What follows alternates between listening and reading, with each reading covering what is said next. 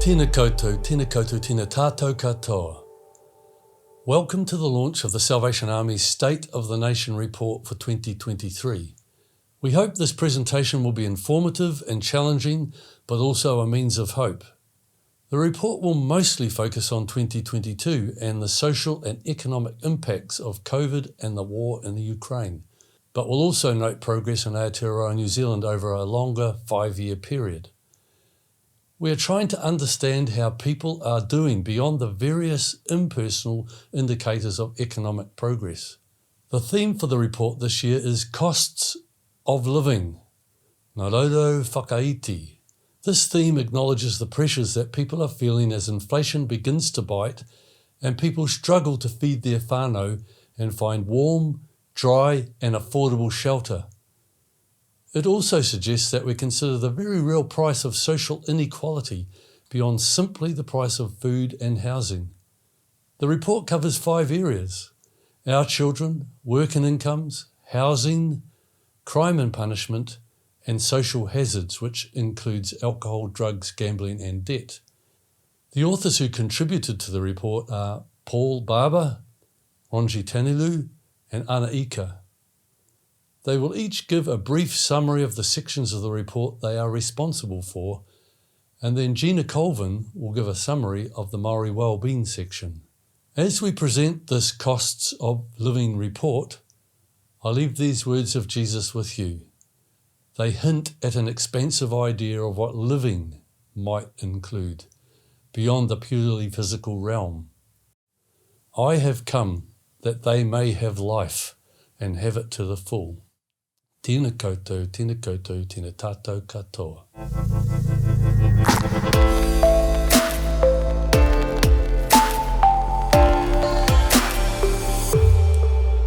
Kia ora koutou. How well children and young people are doing in this country tells us a lot about our well-being as a nation.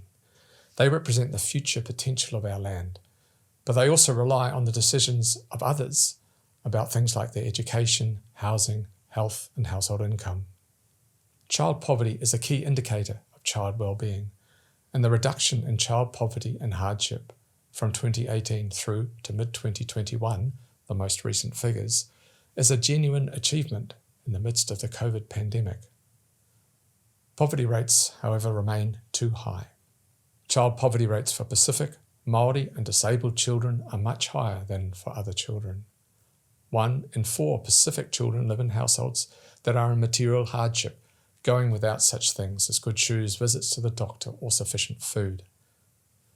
It will take additional focused assistance to lift the incomes and provide practical supports to lower income households this year and beyond to achieve poverty reduction targets. Mental health among young people is worsening, with nearly 1 in 4 15 to 24-year-olds reporting high levels of psychological distress in 2022. But despite this, the youth suicide rate fell again this year, the 3rd year in a row, although the rate is still high compared with other similar countries. Young people's education outcomes have taken a battering over the 3 years of COVID disruption. School attendance rates are down and more students are leaving school without at least a basic qualification achieved, such as NCEA Level 1. These outcomes affect Māori and Pacific school students the most and will have lasting impacts. It's going to take a huge effort to connect these young people to employment and training in the coming years. There are also positive changes happening for children and youth. Teenage pregnancy rates are continuing to fall, and the infant mortality rates are very low, with the rate for Māori and non-Māori almost the same in 2022. One example of equity for Māori that seems close to being achieved. Youth offending also continues to decline despite headlines in recent months about ram raids, highlighting the importance of paying attention to the facts in the public debate about youth crime and looking at the bigger picture about what is really happening for young people. Children and young people are more likely to be victims of crime than offenders, as the growing figures for violent offending against children suggest. The number of substantiated cases of child abuse actually reduced in the year to June 2022, but it is likely the extended COVID restrictions during that time also reduced the opportunities for people to identify and report concerns about abuse. So overall, we still have a lot more to do to make our country a safer and better place for children.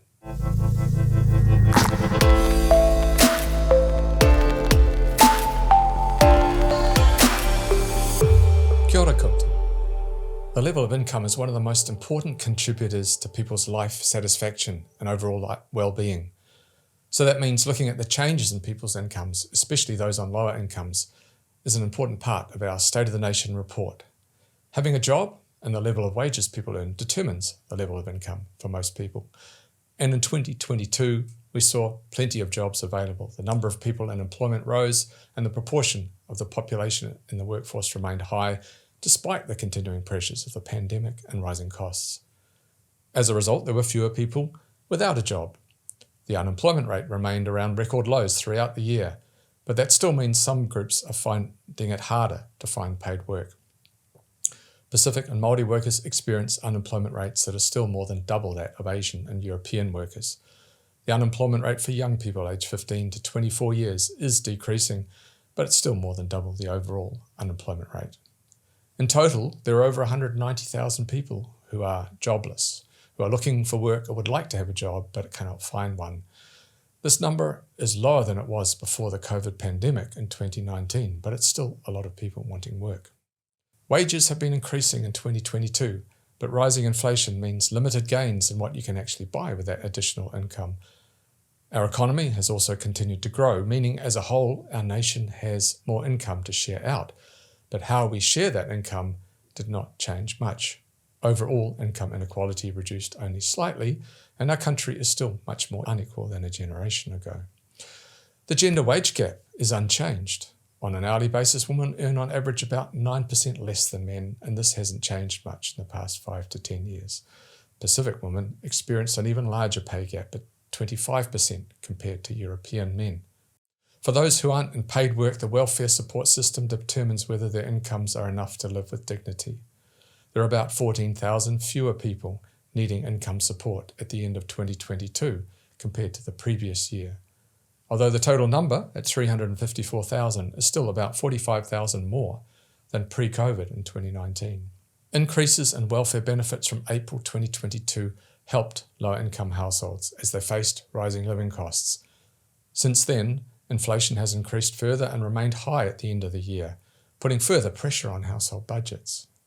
The total amount the government paid out in hardship grants to people needing support during 2022 increased, no doubt to try and meet those rising living costs.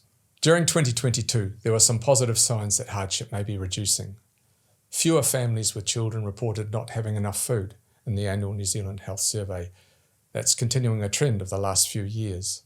And the total number of food parcels provided by our own Salvation Army food banks during the year to December 2022 was less than in 2021. But at the end of the year, numbers began rising again amid signs of increasing need.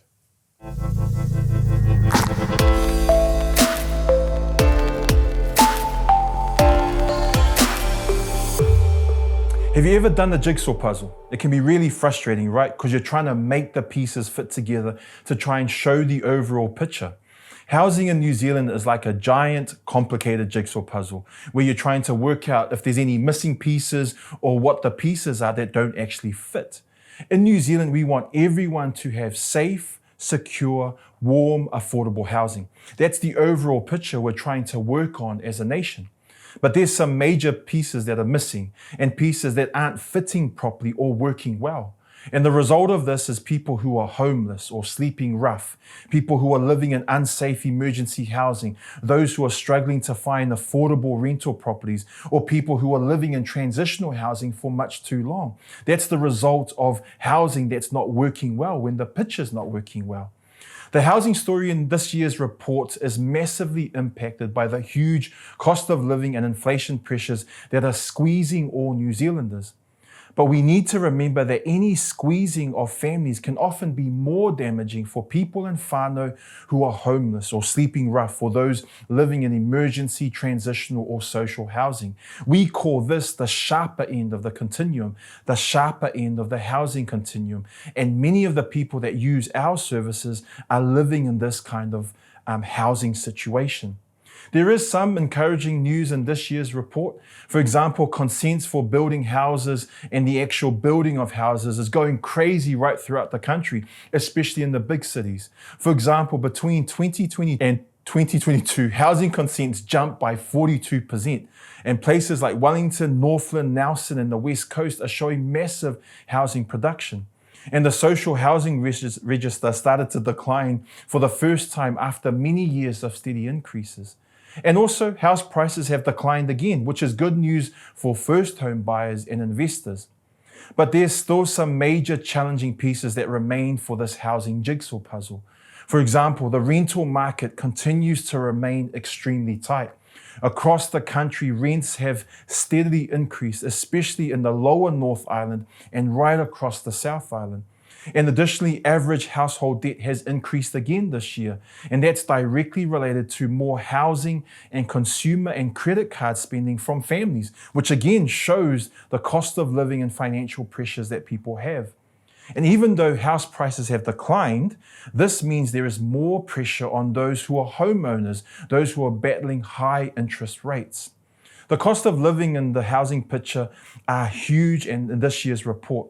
The costs in housing from this year's report shows that the overall picture of safe, warm, secure, affordable housing is a far way off for a lot of Kiwis. And we need to keep working on this difficult jigsaw puzzle, especially for those in the sharper end of housing. By God's grace, the more we work on the complex housing jigsaw puzzle, the more we can see that people have strong and stable housing options that become foundations for strong lives, strong family units, and strong communities. Isn't that the overall picture that we want for all New Zealanders?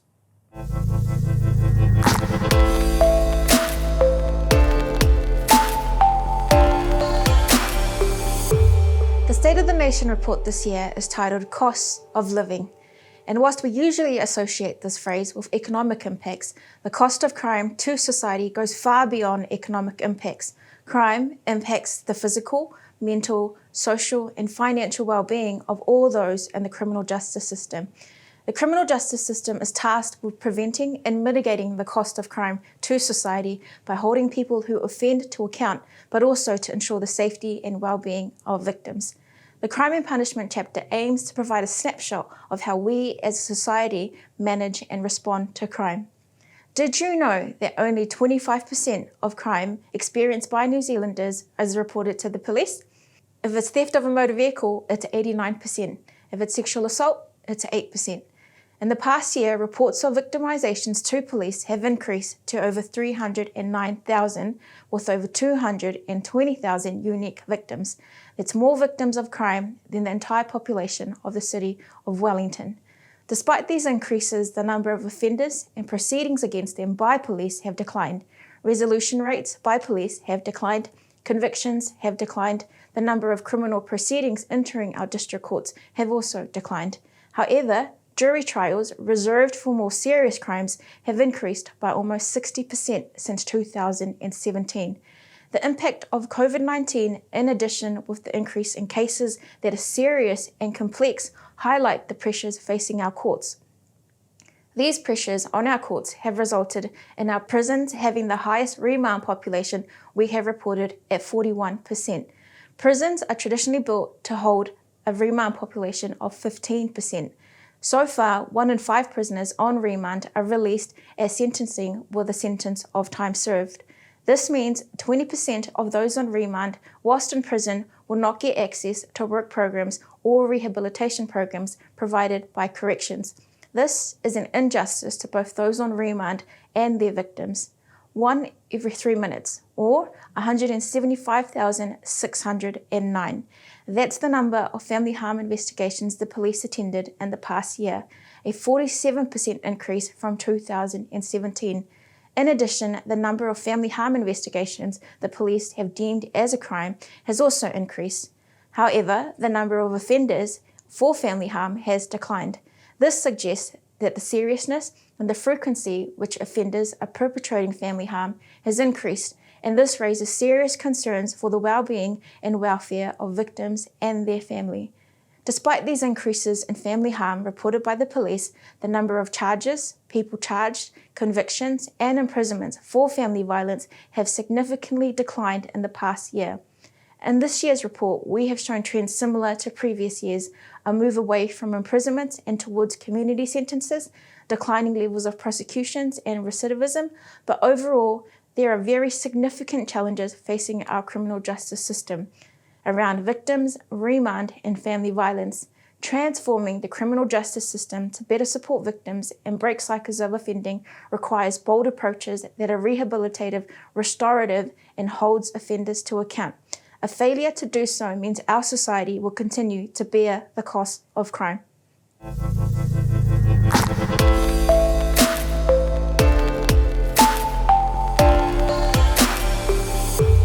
Have you ever lifted weights or done some sort of weight training in the gym?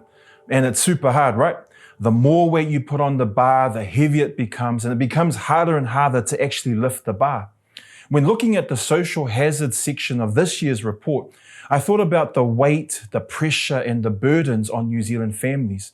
The social hazards section covers 4 different key areas: alcohol, drugs, gambling, and financial hardship. Overall, all of these figures showed some really bad negative results. And these figures really illustrated our costs of living theme because they pointed to the damage that things like addictions or bad financial decisions is having on our families. In terms of what could be deemed encouraging results in the last year, well, firstly, alcohol consumption has remained pretty constant in the last year. Hazardous drinking behaviors has declined slightly for nearly all the groups that we monitor. Convictions for cannabis and methamphetamine have declined, and fewer people are withdrawing from their KiwiSaver funds for hardship reasons. But balanced against all of this are some really worrying trends. For example, there's more ready-to-drink spirit-based drinks that are available for consumption, and these are often targeted and marketed to young people. Hazardous drinking remains a challenge for many groups, including Māori, with 1 in every 3 Māori adults classed as a hazardous drinker. The detection of methamphetamine in wastewater has increased again in the last year. And all forms of gambling that we monitor has surged in the last year, especially with the increasing losses that are made on pokie machines. The existing pokie machines that we have in the country are more profitable and are centralized in communities with high levels of social deprivation. More people are accessing credit and loans for purchases to supplement their incomes in this extremely difficult financial environment. And debt to government remains a real issue for many New Zealanders. For example, in 2020, 713,000 New Zealanders owed a debt to government. And a lot of that debt was to MSD. For example, MSD is the most common form of debt to government. And over 60% of MSD fines or debt is owed by people who have children at home. In the end, all of these are heavy costs that are like that weightlifting image that I shared earlier. They're adding greater stress, weight, pressure, and burdens on families and people facing some challenging times. But this story isn't completely hopeless. See, family, that's the beauty of the gospel of Jesus Christ. There is hope in the hardest and heaviest situations. And the Salvation Army sees every day powerful stories of freedom, wholeness, healing, and hope from people through Jesus Christ, the gospel of Jesus Christ, and people coming through our social services, especially in the services that we provide in alcohol and drug abuse, gambling harm, and financial hardship.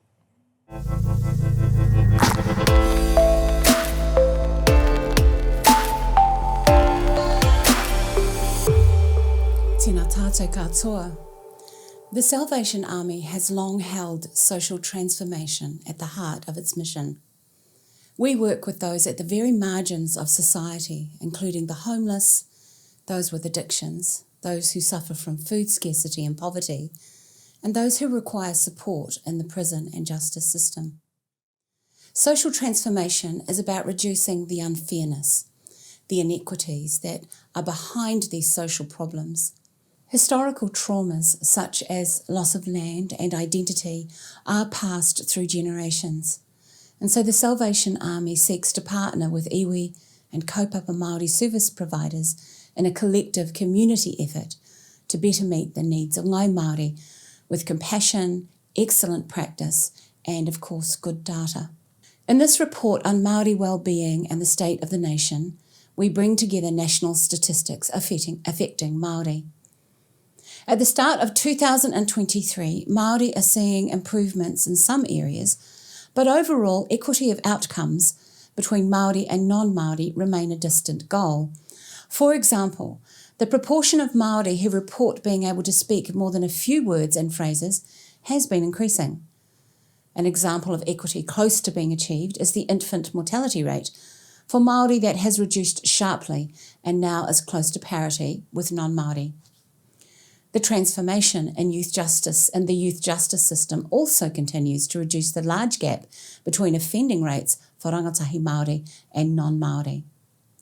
However, alcohol consumption is at a hazardous level for 1/3 of Māori, and this hasn't changed in the past 5 years, and the rate is more than twice the non-Māori rate, which has fallen significantly over the same period. Whānau wellbeing is crucial to Māori wellbeing, but more Māori reported that in the past 5 years their whānau is doing badly or not well at all, and an increasing proportion of Māori students are leaving school without any NCEA qualification. In the midst of cost of living pressures and continuing pandemic impacts, these examples highlight the extent of the task ahead to shift our nation to a place of genuine equity.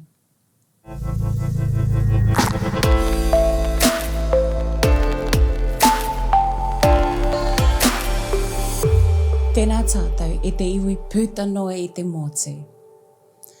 Ko te pānoni hāpori te pou toko manawa nā mātou ko te ope whakaora. Ko tā mātou wāwata āmuri ake nei ko te pānoni i te horopaki tōrite ki te mana taurite o ngai Māori me ngai tauiwi. Ko tira tā tātou nei tino whainga. Kei te mahi mātou te ope whakaora i te taha o ngā mea kainga kore, ngā kiriwara, ngā mea pōhara, me ngā mauhere, ka tahi anō, ka puta mai i te whare here. I puta mai tōnu ana ngā aitua nā te tāmihanga, nā te pēhitanga hoki. Kei te noho tōnu te kai kiri me te whakatoi hara, ko te pā mamai te hua o te tāmihanga, kaore anō kia whakaora. Ahakoa te whai rawa o etahi o mātou o ngai Māori, kei te whawhai tonu te nuinga. I te tau 2022, i tau tukona e te ope, ko tahi rau 50 tāngata whānau hoki. Whā te kaumātoru o rau pia he Māori. Kahauri he mana taurite i tēnei āhotanga. Nā te tāmihanga waiho tātou ko te hunga Māori he iwi pōhara. Nā te pōhara ko te haumate. Nā te haumate ko te taihara me ngā warawara me era atua a āhotanga tuku iho ki tēnei whakatupuranga ki tēnei whakatupuranga. Nā reira, ko tētahi o ngā tumanako o mātou, ko te whakawhanaungatanga o ngā rātonga āhāpori me ngā rātonga kaupapa Māori. Me he eke waka noa tātou katoa me whakapaukaha tātou katoa ki te whai mana taurite. I tēnei ripoata, ka whakamaramatia e ngā tatauranga kia mōhio ai mātou e pēhia ana ngai Māori e pāna te kaupapa whai mana taurite. Engari, ko tā mātou nei tumanako kia haere tōnu ai te kōrero nei. He pito kōrero noi iho tēnei. E whai iho nei ētahi o ngā hua o te mahi rangahau nei. Nā, i te tīmatanga o tēnei tau, e toru no iho ngā painga. Kei te whakawhānaki te reo Māori kōrero tia ana. Ka huri he tino reere kētanga i ngā tatauranga mate ko hungahunga.